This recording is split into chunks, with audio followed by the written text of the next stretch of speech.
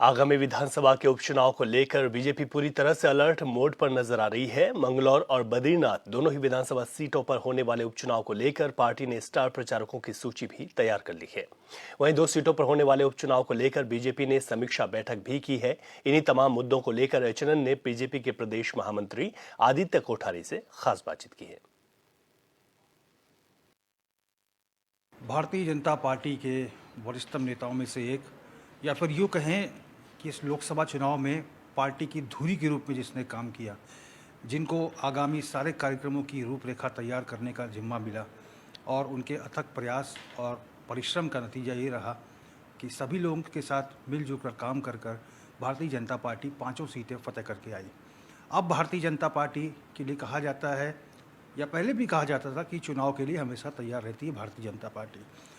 उपचुनाव होना है मंगलौर और बद्रीनाथ विधानसभा सीट पर। भारतीय जनता पार्टी ने प्रत्याशी घोषित कर दिए हैं। कितना उसको लेकर भारतीय जनता पार्टी तैयारियों में जुटी हुई है, भारतीय जनता पार्टी के प्रदेश महामंत्री आदित्य कोठारी जी से खुद ही जान लेते हैं। सर, सबसे पहला प्रश्न है, कितना तैयार है आप लोग? 2 सीटों पर उपचुनाव है। उत्तराखंड में मंगलौर और बद्रीनाथ 2 विधानसभाओं में उपचुनाव 10 जुलाई को होना है, और भारतीय जनता पार्टी ने काफ़ी समय पहले दोनों विधानसभाओं के लिए प्रत्याशी अपने घोषित कर दिए थे, और अब 20 जून को नामांकन की तैयारी चल रही है। नामांकन के पश्चात फिर हम लोग चुनाव की प्लानिंग में लगेंगे, और जैसा रुझान अभी तक आ रहा है, जैसे लोकसभा में 5 की 5 सीटों पर भारतीय जनता पार्टी को प्रचंड बहुमत के साथ में उत्तराखंड की जनता ने जिताया, उसी तरह से विधानसभा चुनाव में भी जनता चाहती है कि भारतीय जनता पार्टी को और मजबूत करें। और अभी भी भारतीय जनता पार्टी का पूरा विश्वास, पूरा भरोसा भारतीय जनता पार्टी पर है। आदरणीय प्रधानमंत्री नरेंद्र मोदी जी पर विश्वास है, आदरणीय मुख्यमंत्री पुष्कर सिंह धामी जी पर जनता का पूरा विश्वास है। तो मैं उम्मीद करता हूं कि दोनों चुनाव हम भारी बहुमत के साथ में जीतेंगे। सर, कुछ इंटरनल सर्वे भी कराया आपने, जैसा कहा कि रुझान आ रहे हैं, तो क्या पार्टी के भीतर से कुछ सर्वे हुआ है? देखिए, पार्टी के कार्यकर्ताओं को जो नेटवर्क है, जो पूरा तंत्र है, उसके माध्यम से हमको ये जानकारी है कि जनता चाहती है कि सरकार भारतीय जनता पार्टी की है। प्रत्येक गांव का व्यक्ति चाहता है कि मेरे गांव में विकास हो, प्रत्येक क्षेत्र का व्यक्ति चाहता है कि मेरे क्षेत्र में विकास हो। तो वो भारतीय जनता पार्टी की सरकार प्रदेश में है, तो सरकार के साथ में वो रहना चाहते हैं, अपने क्षेत्र का विकास चाहते हैं। उपचुनाव पूरे देश में कई राज्यों में होने वाले हैं, 2 सीटों पर उत्तराखंड में है। स्टार प्रचारक भी क्या इसमें प्रचार प्रसार में आएंगे, क्योंकि लोकसभा चुनाव के बाद अब सबके पास समय है? भारतीय जनता पार्टी ने 40 स्टार प्रचारकों की सूची चुनाव आयोग को भेजी थी, और 40 नेताओं को, जो वरिष्ठ नेता, प्रदेश स्तरीय नेता हमारे हैं, माननीय मुख्यमंत्री जी सहित, वो 40 स्टार प्रचारक के रूप में दोनों विधानसभाओं में काम करेंगे। मुख्य नाम बता दीजिए महामंत्री जी। उसमें हमारे प्रदेश के माननीय मुख्यमंत्री पुष्कर सिंह धामी जी हैं, प्रदेश अध्यक्ष महेंद्र भट्ट जी हैं, प्रदेश के प्रभारी दुष्यंत गौतम जी हैं, हमारे 7 मोर्चों के प्रदेश अध्यक्ष उसमें हैं, हमारे प्रदेश के महामंत्री, तीनों प्रदेश महामंत्री उसमें हैं, प्रदेश महामंत्री संगठन उसमें है, हमारे सांसदगण उसमें हैं। तो इस तरह से 40 वरिष्ठ नेता हमारे स्टार प्रचारकों में। 2 दिवसीय जो समीक्षा बैठक रही, उसका लब्बो-लुभाब क्या था महामंत्री जी? लोकसभा चुनाव जीतने के बाद हमारी चुनाव प्रबंधन समिति की बैठक हम लोगों ने की, और 38 विभाग पार्टी के द्वारा तय किए गए थे चुनाव के संचालन के लिए। उन 38 विभागों के जितने हमने जिम्मेदारी जिन जिन लोगों को दी थी, उनकी समीक्षा हमने एक दिन की, और इसके साथ ही 70 विधानसभाओं में हमारे 70 विस्तारक काम कर रहे थे। प्रत्येक लोकसभा में एक विस्तारक काम करते, तो 77 लोग हमारे पूर्णकालिक कार्यकर्ता के रूप में 4 महीने तक उन्होंने काम किया। उनकी क्या क्या फीडबैक रही है, कहाँ क्या कमी रही है, कहाँ हम संगठन को और अधिक ठीक कर सकते हैं, तो विस्तारकों की बैठक हुई। उसके बाद चुनाव प्रबंधन समिति की बैठक हुई, हमारे प्रदेश की कोर कमेटी की बैठक भी उसमें हुई, जिसमें हमारे सारे पूर्व मुख्यमंत्री हैं, सभी सांसदगण हैं, और ऐसे वरिष्ठ नेतागण हैं। तो कोर कमेटी की बैठक में भी चुनाव पर चर्चा हुई हमारी समीक्षा के तौर पर। और इसके अलावा लोकसभा के प्रभारी, लोकसभा के संयोजक, सभी जिलाध्यक्ष, जिला प्रभारी, ऐसे सभी वरिष्ठ नेताओं की बैठक भी हुई।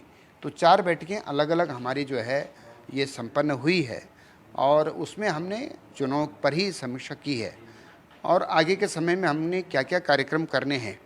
उसमें ये 2 विधानसभा के उपचुनाव भी हैं, स्थानीय निकाय के चुनाव भी हैं, और संगठनात्मक कार्यक्रम भी हैं। इन सभी पर हमने चर्चा भी की है और कार्यक्रम की एक रूपरेखा भी हमने तैयार की है। अच्छा, वो जो 5 लाख का आप लोग टारगेट रख रहे थे, हाँ 5 लाख तक नहीं पहुंच पाए, इस पर भी चिंतन मंथन हुआ है कि आखिर क्यों वो टारगेट अचीव नहीं कर पाए? हालांकि अब भी आपकी बम्पर जीती है, 1.5 लाख कहीं 2.5 लाख से अधिक, आपका ये नैनीताल में 3.5 लाख से अधिक, लेकिन 5 लाख का जो अचीव नहीं कर पाए उस पर मंथन हुआ? देखिए, लक्ष्य हमने 5 लाख का रखा था और लक्ष्य हमेशा बड़ा रखा जाता है, सफलता के लिए बड़ा लक्ष्य रखा जाता है और बड़े लक्ष्य को अचीव करने के लिए जो है रणनीति बनाई जाती है, प्रयास किए जाते हैं। हम 5 लाख के लक्ष्य को तो प्राप्त नहीं कर पाए, लेकिन नैनीताल लोकसभा की अगर हम बात करेंगे तो नैनीताल लोकसभा में हमको जितने 2019 के लोकसभा चुनाव में वोट मिले थे उसी के आसपास मिले हैं। अल्मोड़ा लोकसभा में हमको पिछले बार से 4000 वोट अधिक मिला है और इसी तरह से हम टिहरी लोकसभा में भारी बहुमत के साथ में जीते हैं। पौड़ी लोकसभा में, हरिद्वार लोकसभा में भी बड़ा संघर्ष कड़ा था, उसके बावजूद हम जो है 2.25 लाख वोटों के साथ में हरिद्वार जीते हैं। 1.5 लाख से अधिक मतों से हम पौड़ी में जीते हैं। तो ये बहुत बड़ी जीत है और हम लगातार तीसरी बार जीते हैं। लगातार जीतना ये एक बड़ा कठिन लक्ष्य रहता है और हमने इस लक्ष्य को हासिल किया है। महामंत्री जी, जो 9 पूर्व विधायक अन्य दलों से शामिल हुए, हालांकि अगर बद्रीनाथ सीट को छोड़ दे तो वहाँ कुछ वोटों में इजाफा हुआ है, विधानसभा जीती आपने लोकसभा चुनाव के तहत, लेकिन 9 पूर्व विधायकों के आने से कोई फायदा नहीं हुआ। इसका क्या दूरगामी फायदा होगा? क्या कुछ इसका आंकलन हुआ है? देखिए, विधानसभा चुनाव के वक्त में हम लोग 23 विधानसभा हारे थे, 47 जीते थे। इस बार हम लोगों ने उन 23 में से 13 विधानसभाएं जीती हैं और 10 हम हारे हैं उसमें से। तो थोड़ा सा इजाफा तो हुआ है, हमने सुधार किया है। जहां नए लोग जुड़े हैं वहां भी कुछ ना कुछ वोटों में इजाफा हुआ है और 15,000 से अधिक लोग कांग्रेस पार्टी से, उत्तराखंड क्रांति दल से, आम आदमी पार्टी से, विभिन्न दलों से लोग जो है भारतीय जनता पार्टी में शामिल हुए हैं। अपने अपने क्षेत्र में, अपने अपने बूथों पर, अपने अपने मंडल में, विधानसभाओं में इसका सकारात्मक असर रहा है। हम इसको सकारात्मक रूप से ही देखते हैं। महामंत्री जी, प्रधानमंत्री नरेंद्र मोदी आदि कैलाश गए, द्रौपदी सरोवर गए, अब आप लोग 21 तारीख को योग दिवस, जो अंतर्राष्ट्रीय योग दिवस है, उसमें मुख्यमंत्री द्रौपदी सरोवर आदि कैलाश से ही शुरुआत करने जा रहे हैं वहाँ पर योग दिवस के कार्यक्रम की। और पार्टी के स्तर पर क्या कुछ तैयारियाँ चल रही हैं और सरकार का क्या उद्देश्य है वहाँ पर योग दिवस का शुभारंभ करने का, सीएम के रहने का? विश्व भर में 21 जून को योग दिवस के रूप में हम लोग सभी मना रहे हैं। भारतीय जनता पार्टी भी अपने स्तर पर, हमने सभी जिलाध्यक्षों को निर्देशित किया है कि अधिक से अधिक स्थानों पर योग के कार्यक्रम किए जाएं। अपने प्रदेश के यशस्वी मुख्यमंत्री आदरणीय पुष्कर सिंह धामी जी 21 जून को गुंजी में योग करेंगे, वहाँ से पूरे प्रदेश को संदेश देंगे। और आदरणीय प्रधानमंत्री नरेंद्र मोदी जी के द्रौपदी कुंड में आने से, वहाँ गुंजी का भ्रमण करने के बाद पर्यटक को एक बहुत बड़ा बूम वहाँ मिला है। तब से लेकर के हज़ारों पर्यटक वहाँ आना शुरू हुए हैं और राज्य सरकार की भी योजना है कि गुंजी को भी और जहाँ जहाँ आदरणीय प्रधानमंत्री जी आए थे उस क्षेत्र को पर्यटन की दृष्टि से एक बड़ा प्लान उसके लिए तैयार किया जा रहा है और आने वाले समय में वो एक बहुत बड़ा केंद्र उत्तराखंड में पर्यटन का बनेगा। देहरादून में कैसा कार्यक्रम रहेगा योग को लेकर? देहरादून में भी हम अलग अलग स्थानों पर बड़े बड़े कार्यक्रम कर रहे हैं। हमने पार्टी के साथ साथ में हमारे जो मोर्चे हैं 7, उन 7 मोर्चों को भी जो है ये लक्ष्य दिया है कि वे भी अधिक से अधिक स्थानों पर योग के कार्यक्रम करें, ज़्यादा से ज़्यादा लोगों को योग के कार्यक्रम से जोड़ें। अच्छा महामंत्री जी, श्यामा प्रसाद मुखर्जी का जो ये निर्माण दिवस आने वाला है, इसको लेकर क्या कुछ कार्यक्रम तैयार किए हैं पार्टी ने?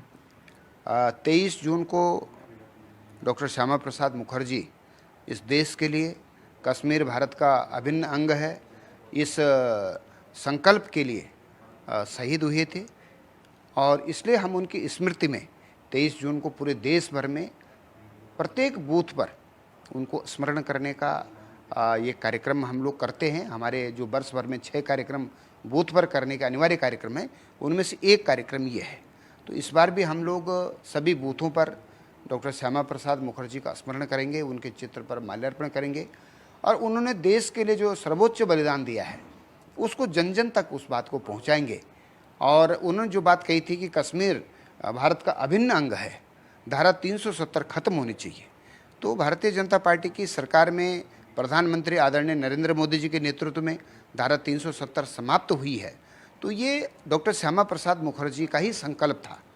इस बात को हम जन जन तक पहुंचाने का काम 23 तारीख को करेंगे और 6 जुलाई को उनकी जन्म दिवस भी हम लोग मनाएंगे। तो 23 जून से लेकर के और 6 जुलाई तक का कार्यक्रम, इसी के साथ में 16 जुलाई को हम हरेला का कार्यक्रम भी मनाते हैं, जो कि पर्यावरण की दृष्टि से अत्यधिक महत्वपूर्ण है।